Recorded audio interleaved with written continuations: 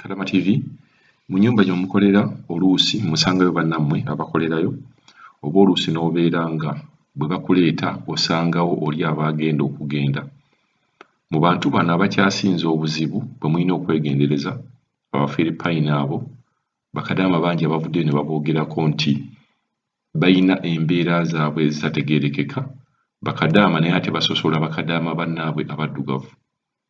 So mwegenderezanga nnyo abantu abo era weegenderezenga nnyo kadaama g'ogenda okubeera nga oba agenda okubeera ng'akulekawo mu kifo w'okolera. Mu bintu by'olina okwegendereza ekisookera ddala kadaama ono nga bw'akajja ne mu miitinga ayinza okwekuzaako omukwano naye n'abeera nga asayidinga n'Abawarabu ne batandika okubeera ng'akwogerako ebintu by'otakola. Ensonga ey'okubiri mu prosesi ya kadaama ono okubeera ng'avaawo yeeyongerayo ayinza okusitula ebintu oba ayinza okubeera ng'akweka ebintu n'abitwala ne balowooza nti guwa bitutte. Nti kadaama ayingiddewo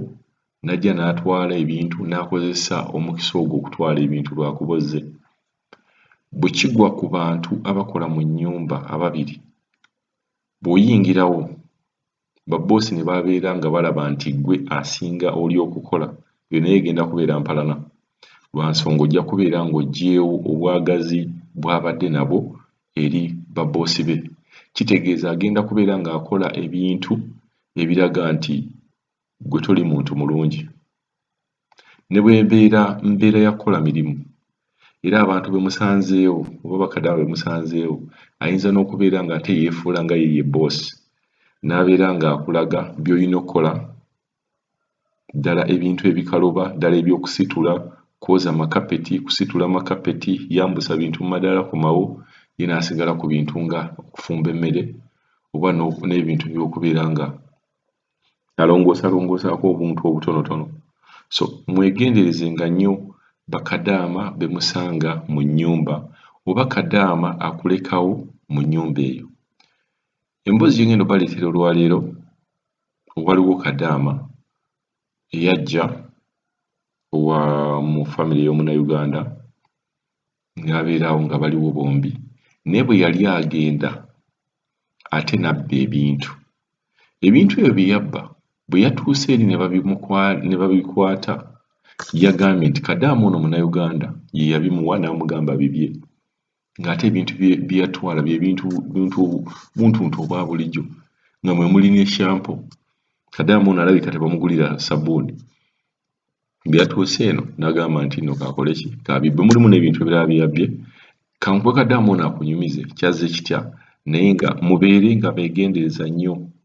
ku bakadaama be musanze mu maka oba babalekawo mu maka ago bayinza okukola ekintu ekikwonoona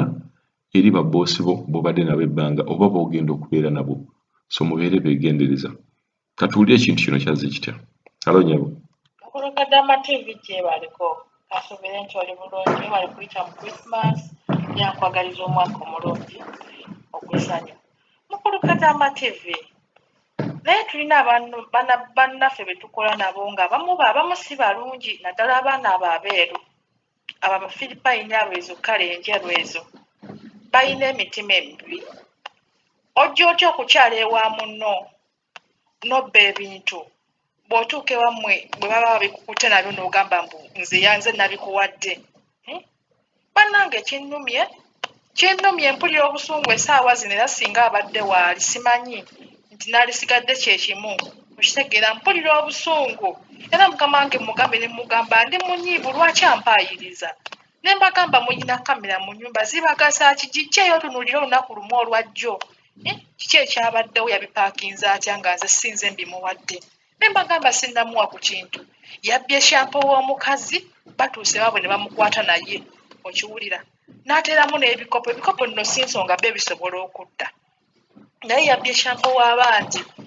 Nze kalo sibba nze bannange sibba ne bwe mba njagala ekintu mmala kisaba ne baba bagenda kipa ne tebagenda kukimpa kuba nze ebiseera ebisinga awo tebampa kintu naye sikibba nti nkitwala ate bino ebyokulya mba sibbye bba byo mbira kifuba naye mba sibbye naye ekintu ekikalu okibba otya kati obba otya sabbuuni w'abandi kinnumya okuŋŋamba nti nabbye ng'ate munne nti nze nabimuwadde nga sinnabimuwaako atuuse eryadi n'abagamba mbu gundi yabimpadde ne mugamba sinnamuwa ku kintu na kimu ne mugamba n'ebikopo yabadde abitwala ne mugamba sooka oyogere ne mukama wange kubanga ajja kuvuma nze kuba nze mumumanyi n'ekikopo obukopo akutwala n'akuwala buto kugira kuti nga shampo talabika yandifukumuddeko kuba nange mufukumula bulijjo wano mufukumulako nentolako nennaaba naye nobba omukebe mulamba omupya ogutannaba kunaabibwako wadde omunene omukazi ayombedde life boy nga bw'okiwulira bannange balekerawo tuvumaganya n'ogenda wantu oli nabba ekintu ne bagamba nti nno gwakibbye maze okulaba abo abaana abeeru abo babi bw'obanga okola naye mu nnyumba mubi kubanze sikola naye wano bazzeewo kukyala bukyazi naye mubi namukutte ne bino ebiryo ekipaketi kiramba ng'akipakira mu nsawo kyokyo namusanze akitwala mu nsawo y'ejaketi ne mugamba tokiteekamu bw'oba okyagala genda osooka okisaba okitwale ne mugamba tonvumisa naluka ngamba kale ngenda mumusaba tabisaba wifi okugisaba yasose kugibba bubbi kubba kwange naye nga buli lwe mumuwaako nga nze netiwaaka yange evaako ng'ekola ki ng'essimu ebuukako ne mugamba kirabika essimu tesobola kukola ki kusitula mirundi ebiri egaanye sisobola kusheyalinga naawe ng'ogijja kwange genda osabe bakuwe ku butongole bakuwe eyiyo ne musindikiza mpaka lwe yasabye naye nga mwagaliza naye mubbi obba otya ekintu kye batakuwadde ng'ate shampo yamulabe nga mutaddawo ne ngamba anja kumutwala yedda mu kisenge kansooke mmalirize bino bye mmaliriza bannange baakalaba kati nti shampo aliriyaadi ate boosi we yamumukutte naye ne batubbisa ebintu obwenkanidde awo saagala muntu anzibisa era singa abaddewo babatwale tujja kuzeeyambaza mugambe ze tonzibisa tonsiruwalitako saagala kummanyiira nze embeera wanne boosi wange tubeera mu mbirigo twevuma buli kaseera naye nze sitankwatankuna kintu nti nkibbye nga kikalu ate ne bwe kiba kyakwata kinkwata nga nakyo nkiriira mu magezi ate mba sibbye mba ntoddeko obutozi kubasajja kusiiba njala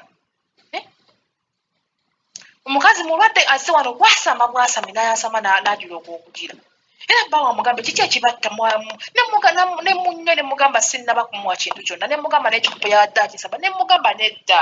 sooka ogenda okisabe mukama wange olyoka okitwale nze bajja kuvuma nze n'aŋŋamba kale teyakisaba era yabikopo bwe yabitadde mu kisawo daba ne shampo gye bamusangidde bannanga abakozi abeeru